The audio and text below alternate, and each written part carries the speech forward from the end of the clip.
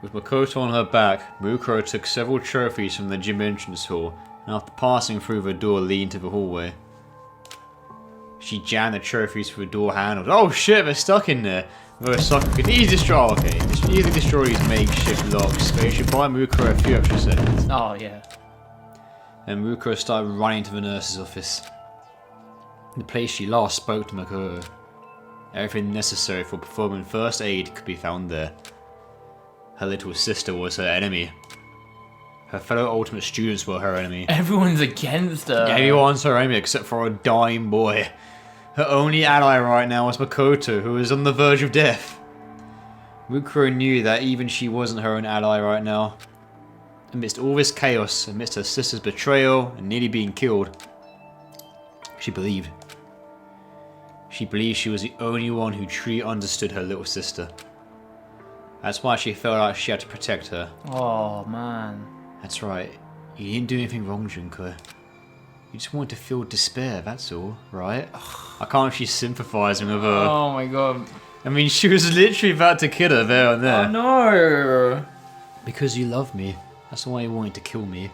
You were just trying to feel despair, right? You were just trying to kill me so you can get that feeling. Yeah. What a feeling that would have been. I'm sorry. I'm sorry I failed you to bring despair. Fucking hell! You're the ultimate soldier, Mukuro. Have some pride. Come on. But at the same time, she wondered.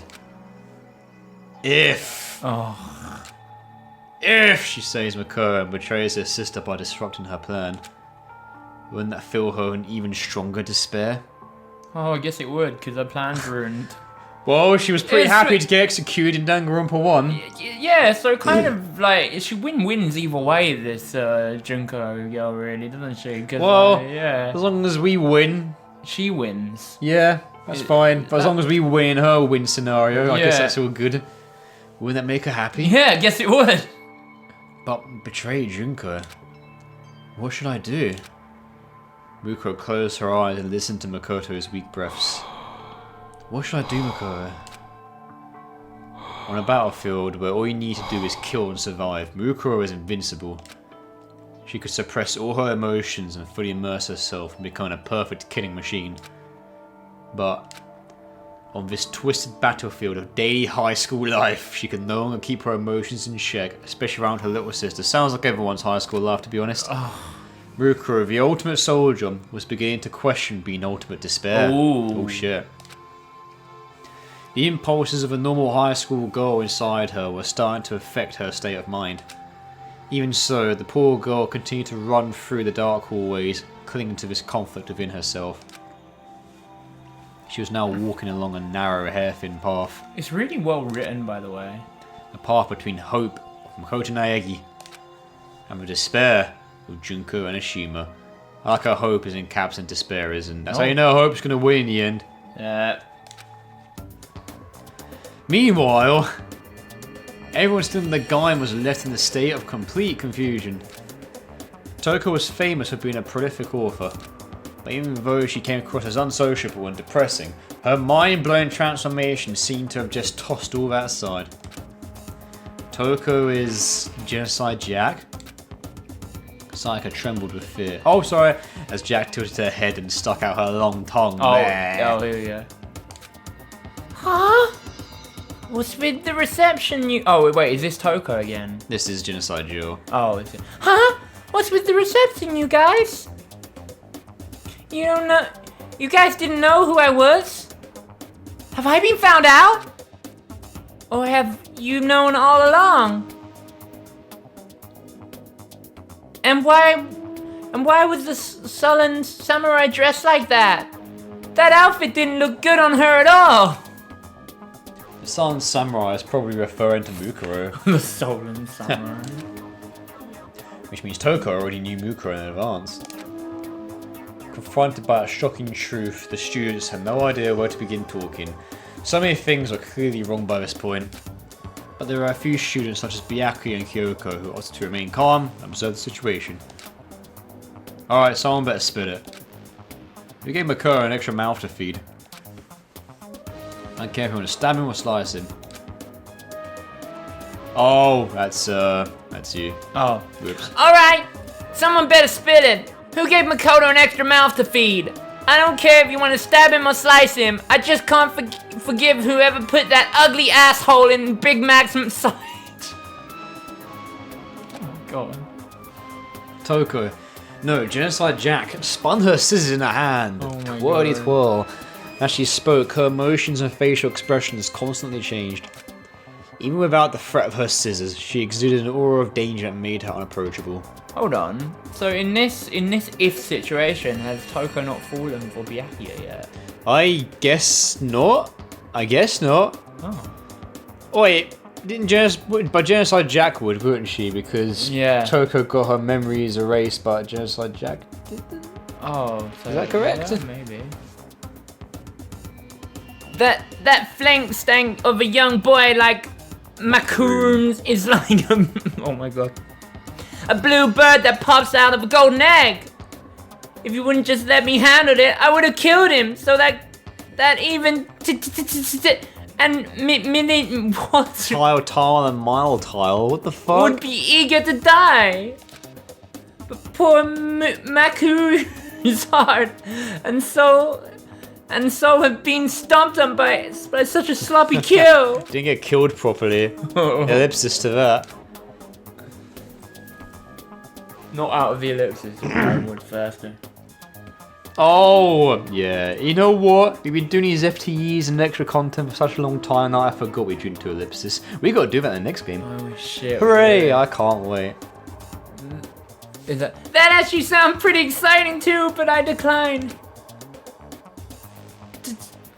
Oh, that's you. No, it's you. You're right. Toko, you're not making any sense. Oh, Toko, you're not making any sense. Screwed out here.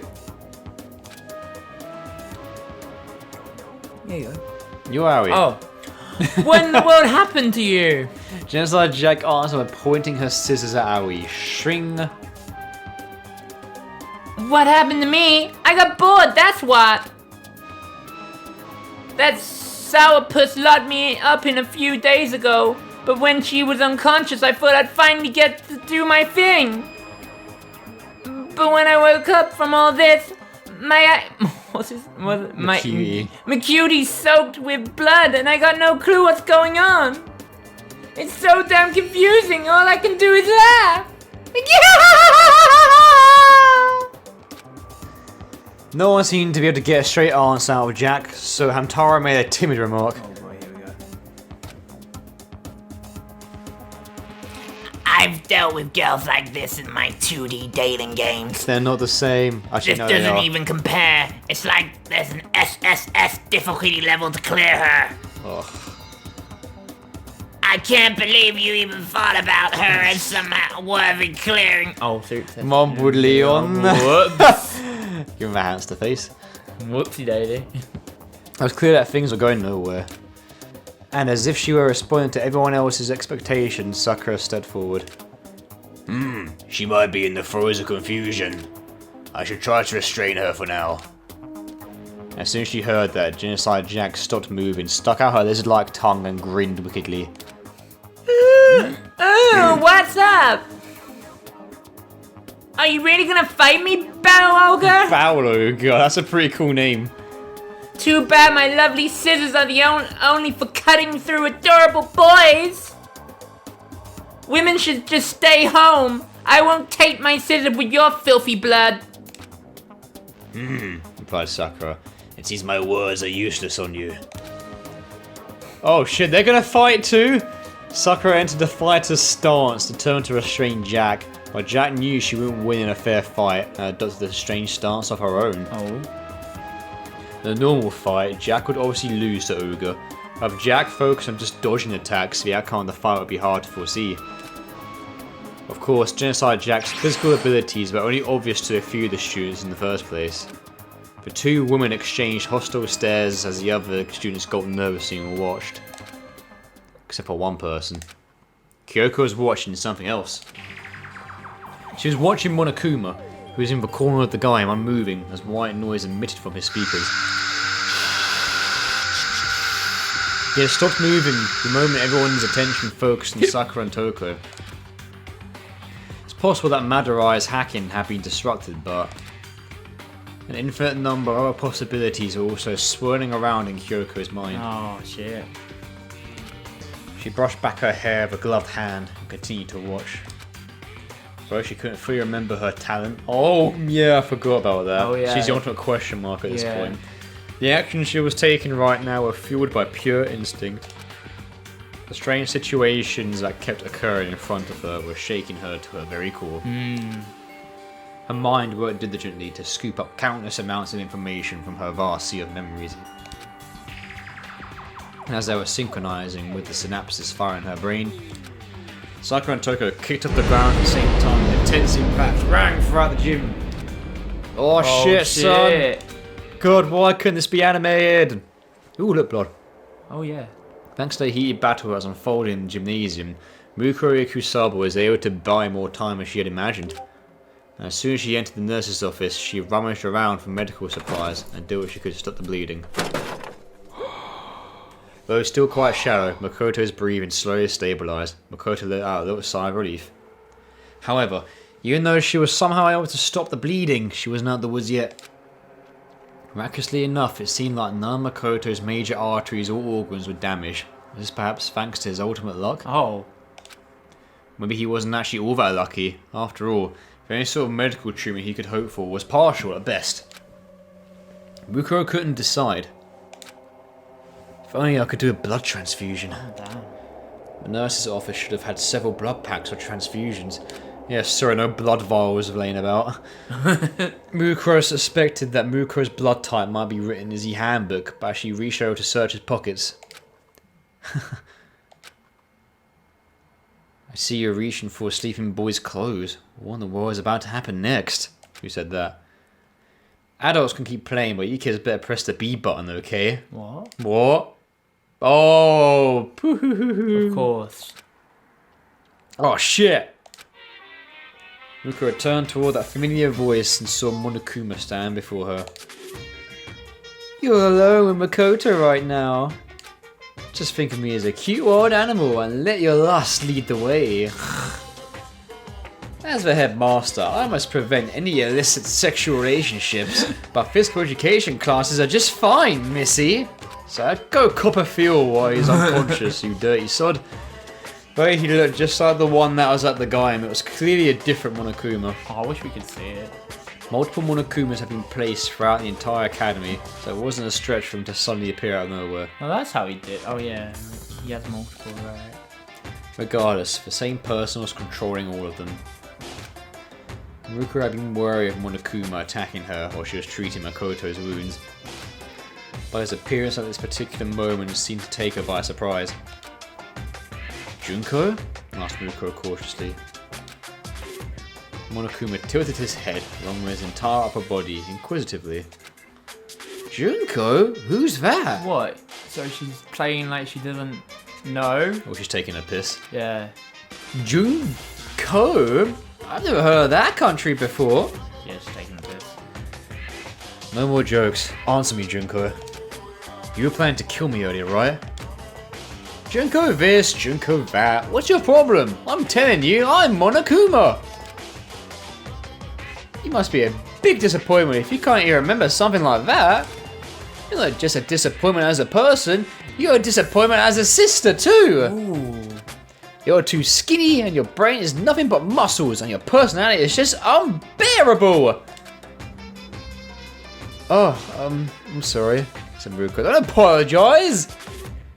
She didn't need to apologise, but hearing her little sister call her a disappointment yet again was enough to make the ultimate soldier recoil. Why has that little sister got so much power over her? I know, right? She's the ultimate soldier. Like, come on. Fucking hell. I get it that they're family and they're by blood, but if your family's an arsehole, disown them. Then fuck your family. Yeah. Where's your Saiyan pride, Mukuro?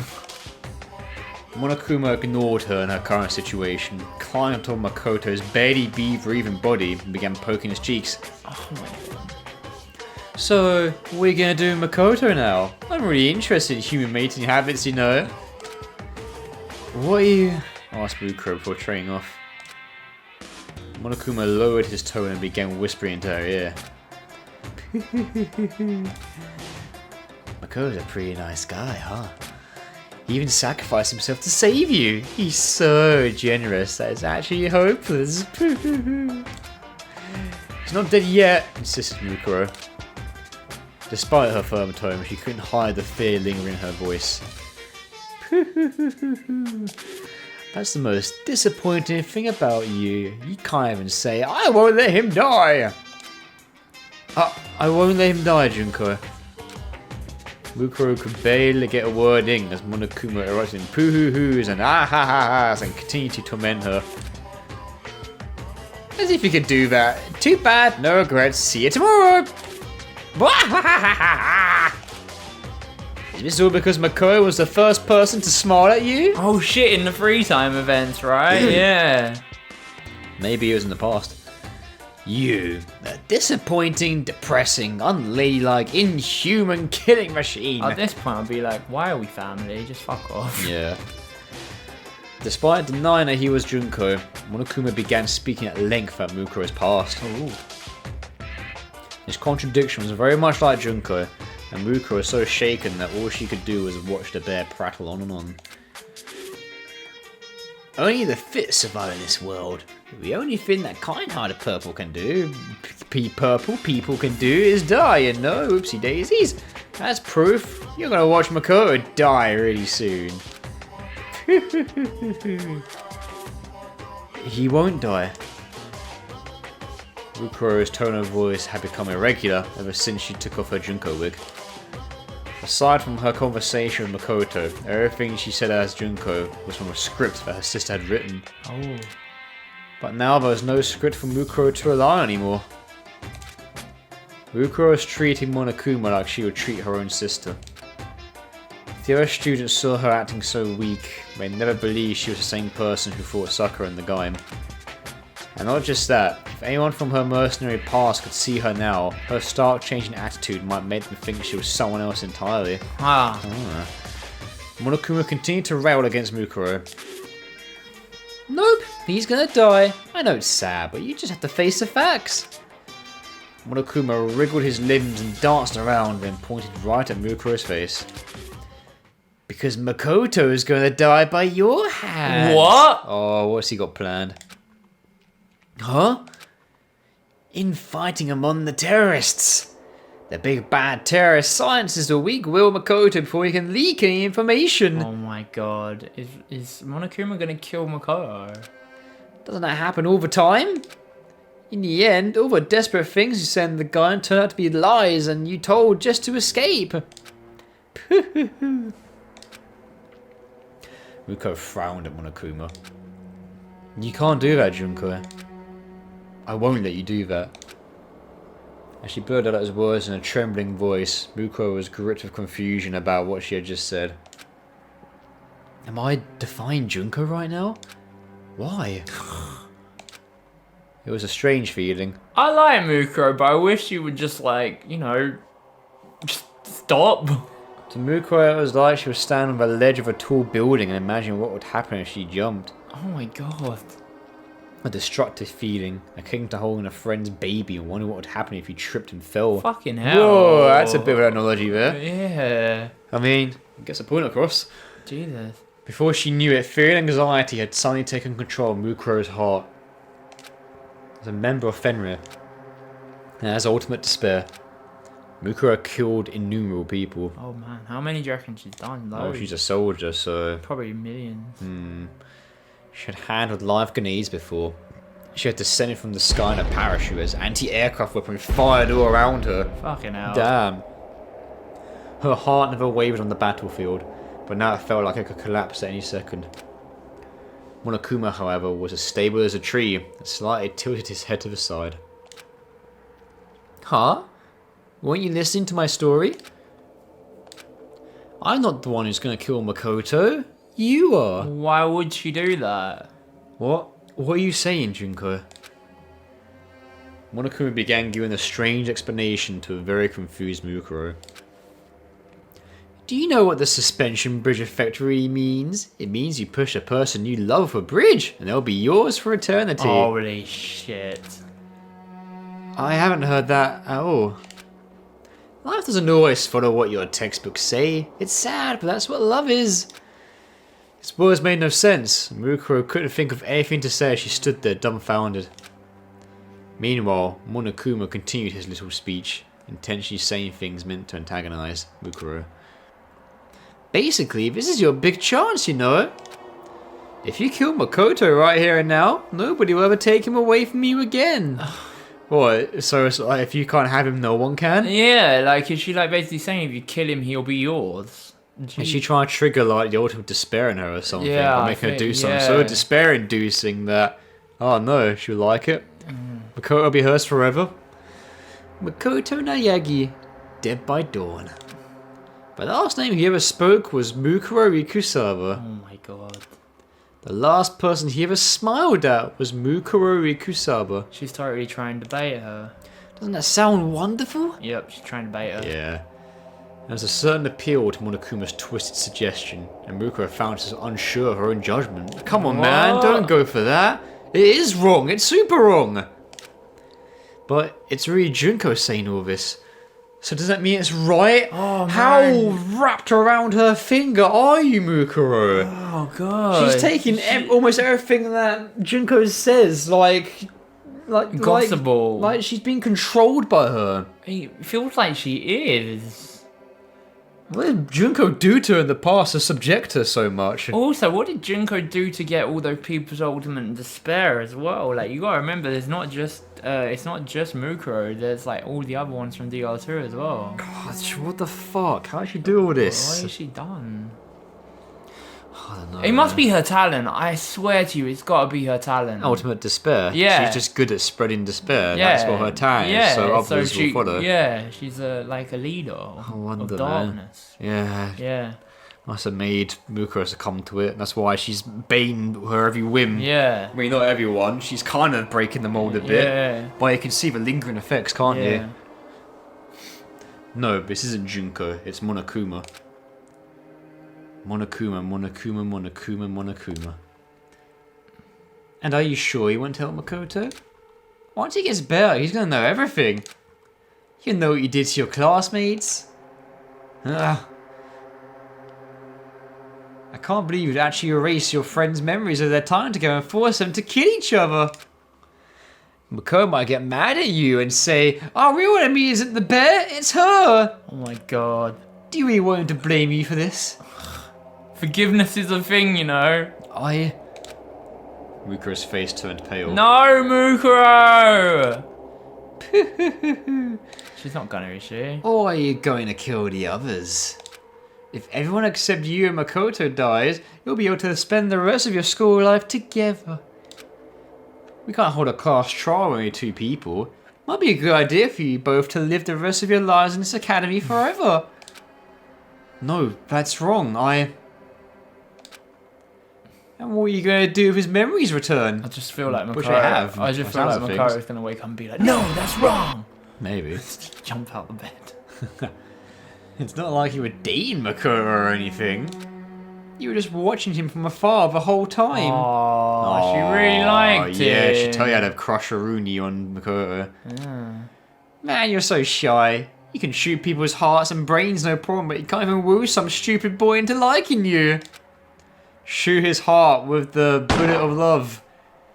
You want to know who Makoto had a crush on before his memories were taken away? Oh no! It's got to be Sayaka, Yeah.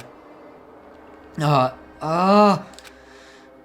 Mukuro trembled as Monokuma continued pressing the issue, gradually loosening the screws, keeping her heart secure. Oh man, I feel kind of sorry for her. I do. I mean, I know she's a soldier and all, but I guess deep down she's still a high school girl. Yeah, she is. Beneath that cold exterior beats the heart of a woman. Yeah, that definitely applies here. Yeah. So Mukuro chose to pretend she didn't hear anything at all. Oh. All emotion vanished from her face, and she looked silently for Makoto's handbook. If you're looking for his blood type, it's not written in a handbook. Oh shit. It's hope positive. Hope positive. H positive. Wouldn't be good for Mukuro then. Not compatible at all. Oh. Despair negative. Yeah. Mukuro's face turned pale. Within 5 seconds, her plan to ignore Monokuma had already failed. But since your headmaster's made up of 50% kindness, I'll tell you anyway. Makoto's blood type is B. As soon as she heard him say that, all the anxiety, horror, hostility, malice, and dread churning within Mukuro had completely vanished. So it must be the same blood type. Yeah. Boy, she's lying!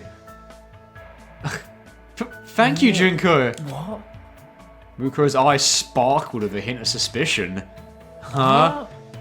So she turned her back to Monokuma without a hint of suspicion. I walked toward the refrigerator containing the blood packs. Fresh blood packs should have been prepared before the plan took effect. They'll last in cold storage for 21 days, they should still be good. Despite her emotionless face, Mukuro let herself feel a small amount of satisfaction as she took a blood pack from the refrigerator. As Monokuma watched her, his normal emotionless eyes twitched ever so slightly. He must be lying. Why would he tell her the He truth? seems slightly aggravated by this with the twitchy eyes.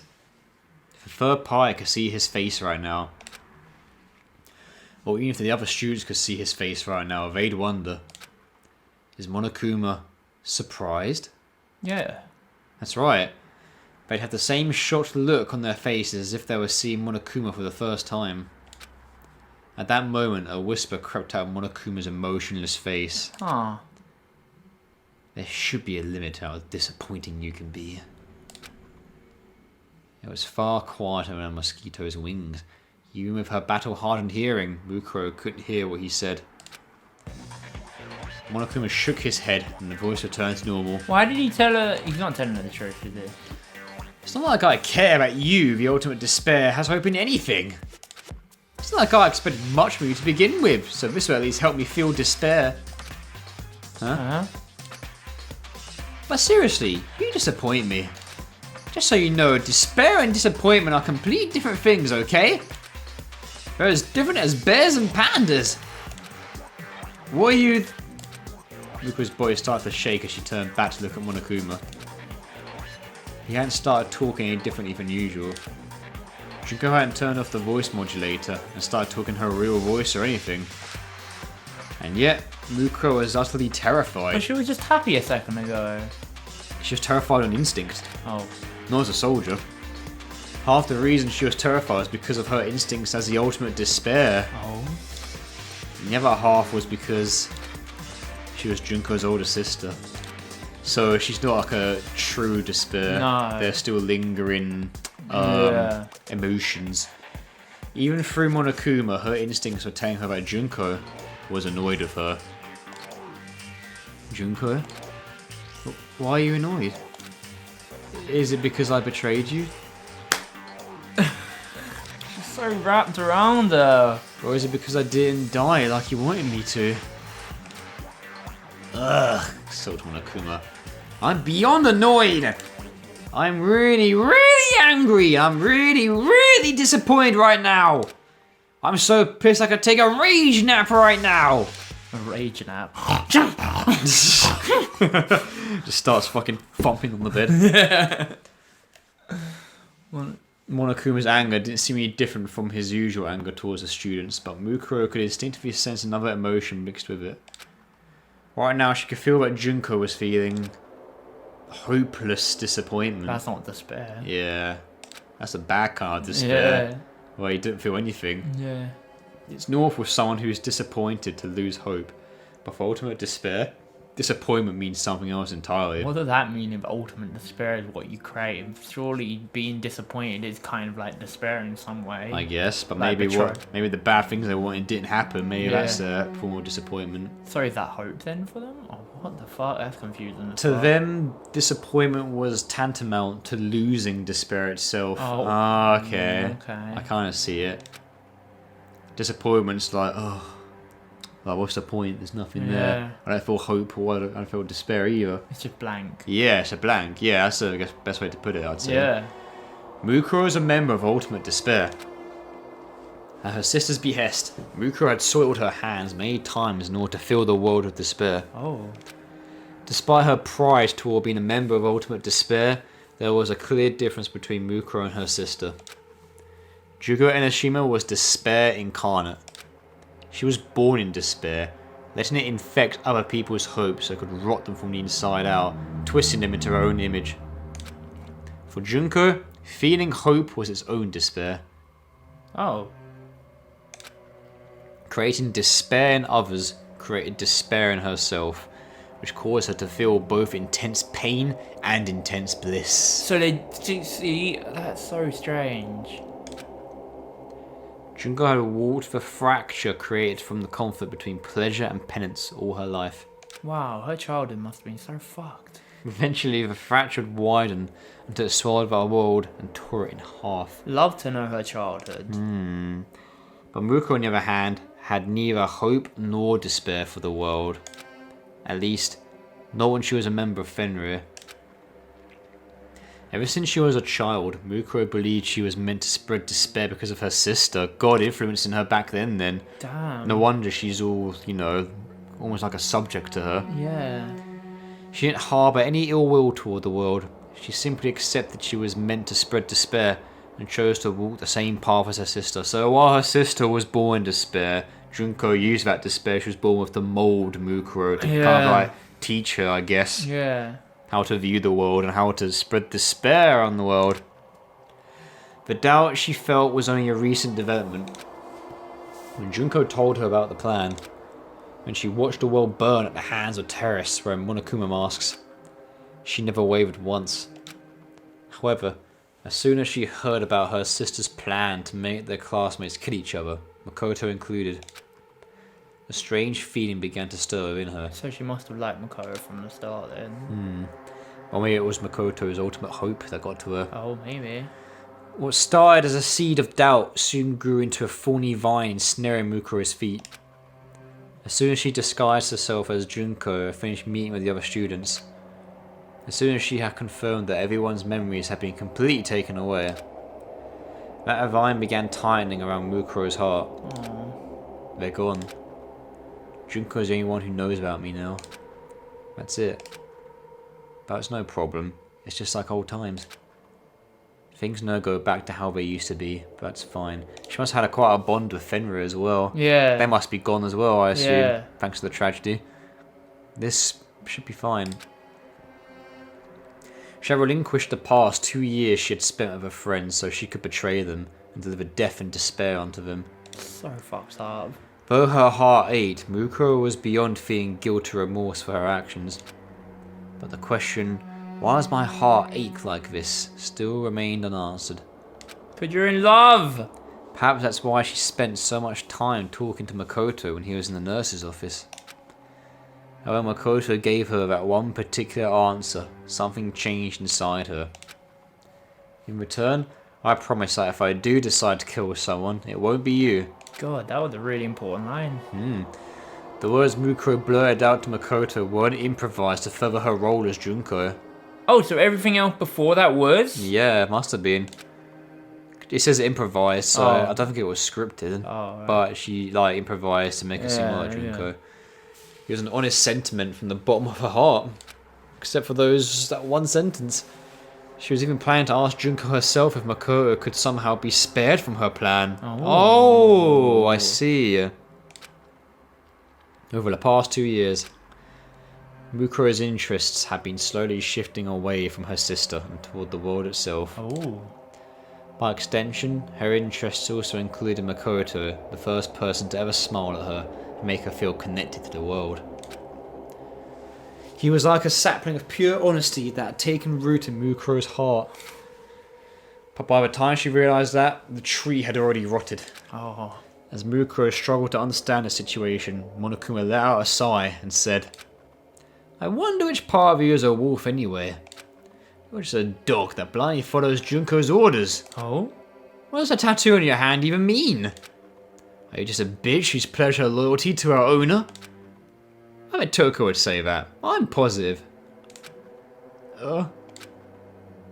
Monokuma continued to talk as Mukuro stood in confusion. I was obviously lying when I said Mukuro's blood type is B. Oh, I had a I feeling. knew that. That was kind of like, why would he help her? What? Cried Mukuro. You lied, Junko. A normal person would have been suspicious. I thought you'd actually believe me just now. I must have misplaced my eyes because I totally did not see that coming. Look at my ability to predict the future. How shocking. Jeez, I have to start crying my eyes out like some sort of robot cat. Seriously. Meow. It's gonna be okay, Junko, said Mukuro. I know our plan kind of fell apart, but I'm still on your side. What? Are you feeling alright?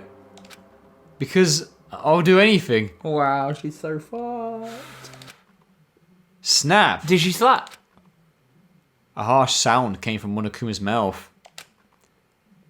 That sound was one of my circuits overloading. It's been so long since I felt this angry. Meet me on the roof of the school. I'll smash out all your baby teeth. Jesus. Monokuma started shadowboxing in front of Mukuro, who remained frozen in place, clutching a blood pack in her hand. She still looked confused, and Monokuma threw up his arms in frustration. You're so disappointing, I can't even predict it anymore! A threatening roar burst from Monokuma's mouth as he led to Mukuro with sharp claws extended. Oh my god, they're throwing down! Holy fuck! Oh shit. At that moment, her face became completely emotionless. It was not a conscious action. The defensive instinct she honed during her time in Fenrir temporarily suppressed her emotions as she countered Monokuma's attack. Mukuro grabbed a nearby IV stand and used it to parry Monokuma's claws. However, Monokuma's claws seemed to be made of a special alloy and easily sliced the bar in half diagonally. Holy fuck! Shit, This robot, man! Powerful claws. Christ! Feral Monokuma is dangerous. But instead of following up his attack, Monokuma continued talking to Mukuro. I guess you're not much of a disappointment when it comes to fighting. In fact, if you were so pathetic that you died from that single attack, that would have been interesting in its own way. Right now, you're just incompetent at everything. I'm sorry, said Mukuro. I couldn't help blocking your attack. Oh my god. But there's no way I can fight you, Junko. After all, I'm all you have. I'm the only one who understands you all. Mukuro's words were riddled with endless dismay. The contrast between her usual stoic self and the way she was acting now was so stark, people might assume she had multiple personalities. Feels like she does. She goes a bit back and forth, doesn't she?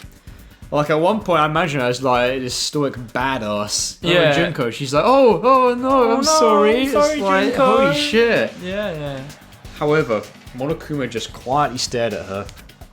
He was perfectly still, as if all his functions had powered down completely. But Mukuro continued to share her feelings. There's no way I can just leave you alone. And then Monokuma broke his silence, but at that moment a monitor in the nurse's office lit up, displaying a girl's face. Junko and oh fuck! Oh. At the same time, a voice completely unlike Monokuma's began to play from the speakers. Hey Mukuro. Junko! It had been several days since Mukuro had heard her sister's real voice, though her face remained emotionless, excitement sparkled in her eyes. Oh god damn it. No, Mukuro! However, that shine immediately dulled, thank God. I'm grateful for you to you, Mukuro. I mean it. Junko's voice emanating from the speaker sounded very gentle and kind. Junko? I'm really sorry. I said so many mean things to you. I tried to kill you earlier, and I was about to make you do something horrible just now. Even though I know you about your feelings towards Mukuro. I don't... What if this whole thing, the whole killing game, was all revolving around Mukuro because Junko actually liked Mukuro as well? Oh, that would be bullshit. I'd hate that. 4 goals? No way, man. You ain't that much of a pimp. I don't see pants who hang on at a Koge. You don't have to force yourself. Even if you didn't notice, it was totally obvious to anyone looking at you. Wait, but technically Junko does like Makoto though in some twisted way. I remember in DR2 she was getting really turned on with his hope stuff. Yeah, that was back in DR2. Yeah. I don't know about this timeline. Yeah. But after she got killed, she was like, "Oh man, it's you! You're back! I can't contain myself. I'm soaking." Yeah. Never cared about the class photos, but when Makoto said he was going to take one, you made sure you were facing the camera. And then Junko Enoshima, the ultimate despair, flashed a smile. A pure, sweet smile. On the monitor, she looked like a normal high school girl teasing her older sister. And yet, Mukuro could feel despair and anxiety encasing themselves around her. I always thought you should have tried hard to take pictures with Mukuro. But I guess that's what makes you so disappointing. Still, even though you're disappointing and annoying, I still love you. Mukuro trembled upon hearing those words. I love you. That's all she ever wanted to hear her sister say. Mukuro believed. No matter what Junko said, she believed she really loved her. She believed she was the only one who could truly understand the despair known as Junko Enoshima. She was naive. As soon as she heard Junko say, I love you, Mukuro realized she never completely understood her sister. It's too out of character. It was only at this moment that Mukuro finally understood her sister's feelings. Junko's words right now were kind. Perhaps that kindness was completely honest. The words, I love you, might have been true as well. However, for Junko Enoshima, this was her way of saying goodbye. I had a feeling, yeah, one last goodbye. She was severing the ties between them. It was painfully clear to me. I had a feeling. Oh, what? Because it's kindness is twisted for her? This is getting really deep. Jesus. This is a surprisingly dark what-if novel. Yeah. It was painfully clear to Mukuro, and then... I thought it would kind of be a bit more happier in some way. I don't know why. This is depressing and fucked up. Yeah. I mean, it is about the Despair Sisters. Yeah. Before she could even say anything, the girl in the monitor made a remark that cut Mukuro to the bone. I'm sure someday you'll make your dreams come true. Oh my god. What the fuck? Ultimate despairs never talk to each other like this. A simple truth stabbed into Mukuro's heart. Junko had no further use for her. Her own sister was parting ways with her. Oh man. Disowned. Mukuro had dedicated over 10 years of her life to the cause of ultimate despair, and at this moment it all counted for nothing. But those years no longer mattered to Mukuro. Her sister's rejection was more than enough to send her into the depths of despair. That's why Mukuro, even now, clung to a small sliver of hope. Meanwhile, Junko was still on the monitor. Yeah, right. Did you really think I'd say something that nice? You're so annoying. Can't you just hurry up and disappear already? Mukuro hoped Junko would say something like that. She hoped that she'd start verbally abusing her again, or call her useless and incompetent. Mukuro was no masochist, but she preferred to be showered with bullets and contempt than endure this kind of emotional pain. But... I love you, Mukuro. Bye-bye. The monitor went black, leaving Mukuro to process the horrible goodbye she just received. Damn. And as if on cue, Monokuma started moving again. Isn't family love so nice? By the way, did you know that in about half of all murder cases, the killer is a family member? Monokuma spoke in his usual tone of voice. But it was unclear if his words were getting through to Mukuro. Mukuro let the blood pack in her hand fall to the floor and tightened her grip on the iron bar she was still holding. Damn. I'm sorry. I'm sorry. I'm sorry. I'm sorry. Junko, I'm so sorry. I'm sorry. She mumbled quietly, as if she were chanting a spell, and walked past the blood pack on the floor to Makoto's bedside with the iron bar in her hands. She's gonna kill him! I'll do it properly. I'll make sure I do it. So... Oh? Said Monokuma, perking up. What are you going to do properly do to Makoto with that big thick rod you got there? Oh my god, that's... Are you gonna do him? Innuendo. What are you gonna do him in? Either way, I'm starting to feel some heart-throbbing excitement. Mukuro looked like she had been completely broken. Monokuma walked close to her with eager anticipation. Oh my god, Mukuro, stop! Suddenly, Monokuma's body silently floated into the air. What? Huh? With no expression on his face, Monokuma tried to see what had just happened to him. In the blink of an eye, an iron bar ripped through his body. Oh, did she turn against him? The tip of the bar had been cut diagonally early into a sharp point and straight through Monokuma and stabbed into a surveillance camera. Oh. I think she went for him. Yeah. The lens was completely destroyed and the camera shot out sparks as it broke down. The iron bar was still stabbed into the surveillance camera as Monokuma dangled from the other end. He opened his mouth as if to say something, but only static came out. Oh man, I wish we could have seen this. Yeah, this would be cool animated. A few seconds later, his functions came to a complete stop. Without making a sound at all, Mukuro kicked Monokuma into the air.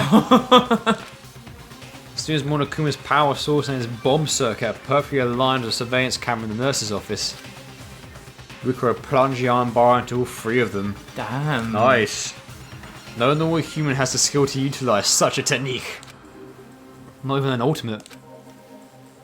All the hesitation within Mukuro had vanished. Her eyes sparkled like a panther stalking its prey at night. A tense aura surrounded Mukuro, even more so than when she fought Sakura earlier. Ignoring Monokuma's lifeless form, she looked at Makoto as he breathed softly and remembered her sister's parting words. So this is despair, she mumbled to herself. I'm so sorry, Junko. I never really understood what despair was. She spoke without emotion, like a machine. But it's going to be alright now. I finally understand. Hidden within her, passions began to stir. So, I'll make sure I make you happy, Junko. I'll make sure I fill you with despair. I'll save Makoto. I'll make sure the others don't die. I'll let them escape this place. I'll deal with the people on the outside too. You invested so much time and killed so many people for the sake of this plan. And I'll destroy every last remnant of it for you. This is her way of like, reciprocating the love to Junko by ruining her plans to make her feel ultimate despair. Because at the end of the game, she does feel ultimate despair because her plans get fucked. Yeah, so if she does it, it's gonna have the same, like, even more of a and she loves it. Yeah. Now she knows what despair is, she's now gonna make Junko feel all the despair. Yeah. This was not an act of vengeance toward the sister who had abandoned her. This was an act of mercy.